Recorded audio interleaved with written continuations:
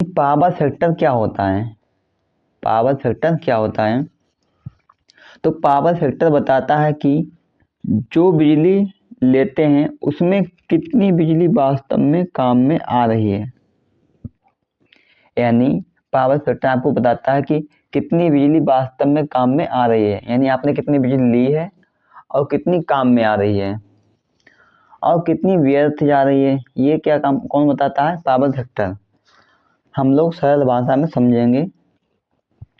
Power factor काम की बिजली बटे कुल ली गई बिजली, यानी जो भी आपका काम का बिजली है और टोटल बिजली ली गई है, यानी जो भी हमारा काम हो रहा है और टोटल कितनी बिजली हमने ली है, तो यही होता है हमारा पावर फैक्टर।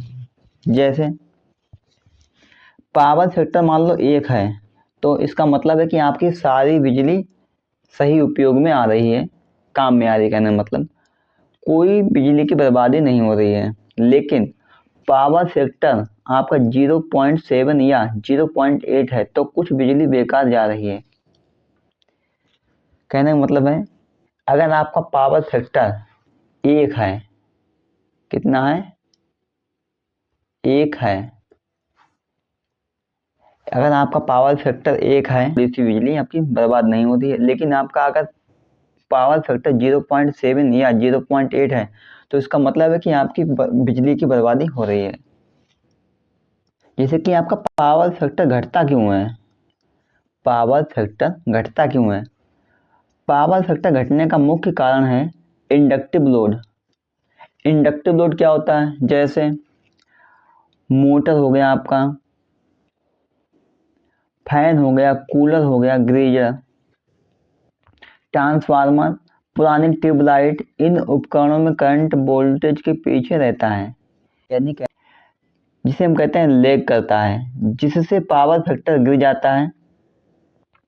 इसे रिएक्टिव पावर भी कहते हैं, जो कोई काम की नहीं होती है। रिएक्टिव पावर क्या होती है? हमारा कोई काम की नहीं होती है, बस सिस्टम को भारी बनाती है। यानी करंट जो होती है वोल्टेज से पीछे रहती है, इसलिए क्या होता है, इसमें खराबी आ जाती है, जिससे क्या होता है पावर फैक्टर का असर सीधे बिजली के बिल पर पड़ता है। घरेलू कनेक्शन में मीटर सिर्फ kWh काम की बिजली गिनता है। यानी घरेलू में क्या होता है, घरेलू बिजली के बिल में पावर फैक्टर का ज़्यादा उपयोग नहीं होता है। जैसे कि इसमें क्या होता है, kWh होता है, उसी को काउंट करता है मीटर। इसलिए घरों में पावर फैक्टर का सीधा असर बहुत कम होता है। यानी पावर फैक्टर का घरों में बिजली के बिल में बहुत कम दिखाई पड़ता है। लेकिन उपकरण जो आपके होते हैं बहुत ज़्यादा गर्म हो जाते हैं और धीरे धीरे खपत बढ़ने लगती है।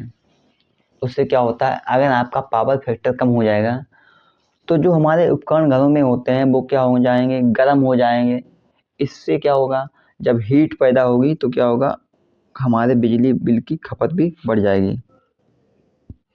जो फैक्ट्री होती हैं और जो कमर्शियल कनेक्शन होते हैं उसमें क्या पावर फैक्टर का बहुत ही अहम भूमिका होता है।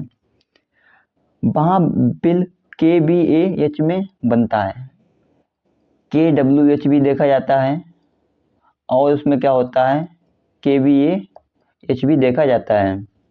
अगर पावर फैक्टर कम है तो मीटर ज़्यादा यूनिट दिखाएगा, उससे क्या होगा, आपका बिजली का बिल भी बढ़ जाएगा। उदाहरण देखते हैं। लोड आपका मान लो कि 100 किलोवाट का है, पावर फैक्टर 1 है, तो क्या होगा, आपको बिजली के बिल में कोई भी फर्क नहीं पड़ेगा। यानी आपका बिल जो है वो कम आएगा। अगर मान लो कि आपका 100 किलोवाट का लोड है, पावर फैक्टर कितना होगा, 0.8 हो गया, तो क्या होगा, आपका जो बिल बनेगा वो 125 kVA के हिसाब से बनेगा। लगभग 25% बिजली का बिल ज़्यादा बढ़ जाएगा। यानी पावर फैक्टर 0.8 होने पर 25% तक बिल आपका बढ़ता है। यानी मान लो कि आपका पावर फैक्टर 1 है, तब बिजली के बिल पे कोई भी फर्क नहीं पड़ेगा। अगर यही मान लो कि 0.8 हो गया, तब क्या होगा, आपका 25% तक आपका बिजली का बिल बढ़ जाएगा। पावर फैक्टर सुधारने के फायदे। पावर फैक्टर को सही क्यों रखना जरूरी है। बिजली बिल कम होता है, उपकरणों की उम्र बढ़ती है, केबल, ट्रांसफार्मर और पैनल लोड घटाता है। क्या होता है, अगर आपका पावर फैक्टर कम होगा, सही रहेगा कहना मतलब, अगर आपका पावर फैक्टर रहेगा तो क्या होगा, बिजली का बिल कम आएगा, उपकरण की उम्र बढ़ती है, यानी मतलब कहना मतलब आपके जो भी उपकरण हैं उन पे लोड नहीं पड़ेगा और हीट भी नहीं होंगे। इस वजह से क्या है, आपको पावर फैक्टर का सुधार करना चाहिए।